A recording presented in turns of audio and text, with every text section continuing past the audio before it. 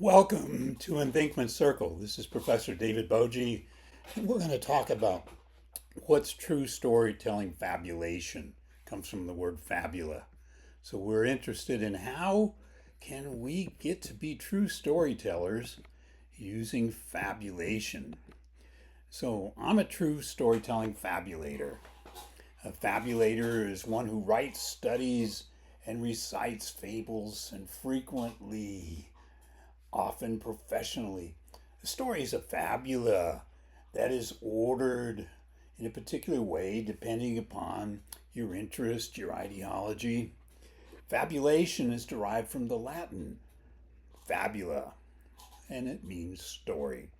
Donna Harraway's work is particularly appropriate and a good focus of today's video. Her work is on speculative fabulation. Can we speculate what it would be a better way to treat our world than the world of creatures and plants that are in it, a cellular world? And how do we go about that? That's what we want to talk about today. Let me give you an example. And it's about caring for a contact zone. A contact zone is where there's other creatures, cattle or whatever. Here I'm going to talk about spadefoot toads in a minute. And I want you to get in touch with what the wetlands is in New Mexico, should you ever visit here. Here's directions to an East Mesa pond. It was once a stock pond 100 years ago, 200 years ago. It survived, but recently there's no cattle there, and people go to shoot them up with their and drive their vehicles around. Now here you can see the pond with the blue dot there, State Land Office, leased parcel. It's near some Bureau of Land Management land. This is called public land. And here on the right, you see where Boji lives. And if you come here, you can key on this to see the directions. Now, what Jane Bennett talks about is vibrant matter, the aliveness of all creatures in a vibratory quantum sense and here you see some fairy shrimp that could be in the pond from time to time, and you could see the spadefoot toad, the symbol of aquatic life in New Mexico. Now, focused on Donna Harraway today, Staying with the Trouble. Wonderful book, recommended here at Unthinkment Circle. And Donna Harraway says, we can't make the world perfect and we got to get along with the creatures that are here and do the best we can to care for them, is one of the messages there. Staying with the trouble is important, I think, in quantum storytelling. At the end of this, I'll give you an invite to the Quantum Storytelling Conference, but a little bit about a couple of creatures here that hang out at the pond. There's a New Mexico fairy shrimp. Man, are they smart. They only come up once every so often, not every year because the birds would eat them. And then there's, they go from the knobpillar, I guess, stages, and they're hatching, and they got these cysts that are buried in the ground in the pond. And when the water comes, the cysts actually decide. Can you believe it? The cysts decide whether they're going to spawn or not, these juveniles, male and female, and become full-grown shrimp and swim on their back. It's really fun to watch, But they don't come up every year. They're pretty strategic about it. Then you have your spadefoot toad. They have the life cycle of hiddenness of the ephemeral pond in East Mesa here. And they come out about once a year when there's a big thunderstorm and rains. And sometimes that's in October, September could be. And last year the rain was so scant, I felt so bad for them. They dug up out of the ground. They live about 18 inches under the ground. They dug out, and then there was water only lasted a few days, so they kind of ate each other. It was, hope we can do something about it. But one thing we can do for the pond is keep it clean. Here you see quite frequently people burning tires, ignoring the no dumping fine, $300 fine. I don't know if anybody ever got a fine. If they enforce fines, maybe that would help. There's only one sign and it's located far away and sort of down almost in an arroyo away from the pond. So people can say, oh, I didn't see a sign.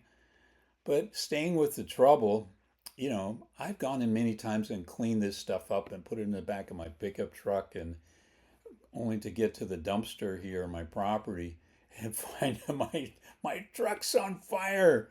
And my wife made me stop doing it. So I kind of carry stuff out and do the best I can to keep up with the pond. Um, Now, Donna Harraway says we can look through the lens of material semiotics.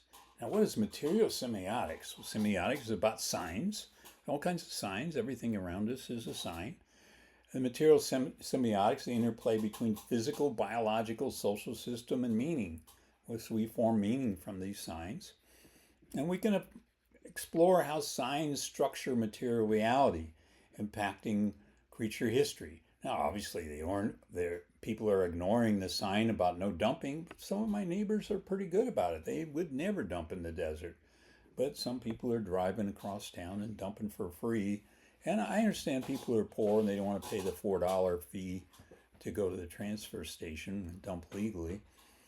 But, material semiotics is also a set of tools and sensibilities. It can be used to explore the cases. We can trace the weave. Notice that Donna Harraway has a basket there and it's woven, and she's got some weaving in the background there.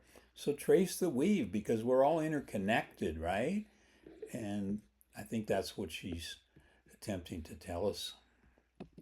Now, staying with the trouble means understanding that this garbage pollutes the pond. I care about the wetlands and the aquatic species here, and I care about all the species, but this is my focus. I have a love for these shrimp swimming on their back, and I love to pick them up with my hand, put them gently back, and the spadefoot toads. It's really good if you've done some picking up the trash. My dad always said, leave it the way you found it. Pack out what you pack in. I think it's really common sense. But a lot of people just say, hey, there's a desert. We don't care about life there. I've had people send me hate mail because I'm asking them not to destroy the pond. Now, Donna Harraway uses SF and set of initials here. Usually we think of SS as science fiction, but she's got some other meanings too. String figures, this notion of the interconnectedness of life. Like the trees around the pond are connected to the fungal system and connected to each other, mycelium connections, and the birds and, all kinds of life that's there. Then you have the science fact. The fact is, hey, there's climate change. We're not getting the climate that we once did to support the wetlands. And then there's science fiction, which tells you can watch all these movies about Armageddon and the end of the world and these sorts of things, but sometimes they have ideas for how to better treat the world. Then speculative fabulation, a topic of our video today. We can speculate about better ways to treat pond life, the ponds, the environment, better cooperation between the government and the neighbors here, better understanding of the school system, so the school kids can learn from their teachers and say, hey, Dad, don't dump that tire in the desert there. Hey, Junior, don't be doing that destruction out there. As a white male, it's important for me to learn speculative feminism, It's something when I, stage 4 cancer, took a lot of hormone shots. I think I developed a little bit more sensitivity for feminism, but I've always had it in my storytelling studies because the feminist critique is right there. And it's so bold and easy to understand. So I really like speculative feminism to look at the female side of the world world is Mother Earth, for example. The year. 3 points. It matters what stories tell stories. So I've been telling stories that tell stories of shrimp and toads, right? And also destructive, burning tires and destroying the pond life, the base of life in the pond. And it matters what thoughts think thoughts. So here in Thinkment, we try to think deeply about the thoughts, the way we're thinking about our world matters, the way we think about our creatures. I love my dogs. I have 2 wonderful dogs, and they love to walk. But they're kind of scared of the gunplay out there. And I don't like to talk about it too much. Nobody will come to the conference. Well, let's talk about the conference. It's the 14th annual storytelling conference, December the 15th to the 18th. It's going to be here in Las Cruces, New Mexico. Themes will include Donna Harraway's material semiotic, like the signs and the materials, and staying with the trouble, not just walking away from it. Storytelling fabulation. Build fabulous stories of what things could be, as if caring for the zones of contact, the contact I have with the shrimp, the contact I have with my neighbors, the contact with spadefoot toads, my dog, my wife, people in the quantum community here. So that's all important. Vibrant matter. What is a vibrant matter? That kind of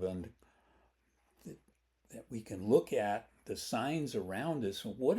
Trace those signs that are all around. What does that say about the way we're treating the world? And you really need to be careful in the wetlands where you walk and how you step.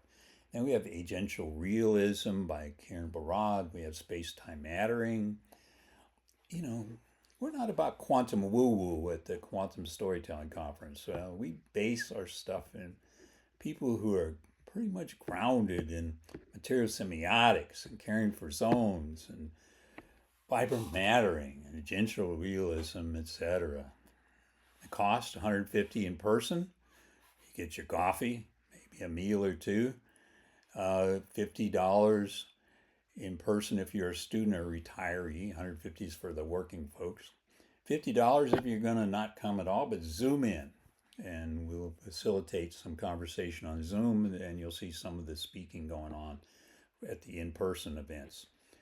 Due date, send your abstracts in 1 or 2 pages by September 15th, and kind of tell us what kind of session you're going to do so we know how to slot it. We're not going to be able to, if we get an overflow, we're not going to be able to have everybody present, but we'll have discussion groups and breakout groups and other things. Full papers by November 30th to go into our consideration, blind review for the organizational storytelling review. So you can avail yourself of that option. The website, davidbogie.com, truestorytelling.org, davidbogie.com/quantum. I'll give you some advice on where to stay, etc. So it's been my pleasure here at Thinkman Circle to talk to you about our annual conference, a little bit about Donna Harraway, Jane Bennett, Karen Barad, Myra J. Hurd, about all the cellular life and its interconnectivity. So these are topics that we will look at, and people will be telling stories about their relationships to creatures in their life. It's not just about yourself. So visit a contact zone near you. More on the conference, go to davidbogie.com. Thinkman Circle meets every Tuesday, 1 o'clock Mountain Time on Zoom. You can get the information on that at thinkman.com. So remember to think deeply. Have a wonderful day, all right?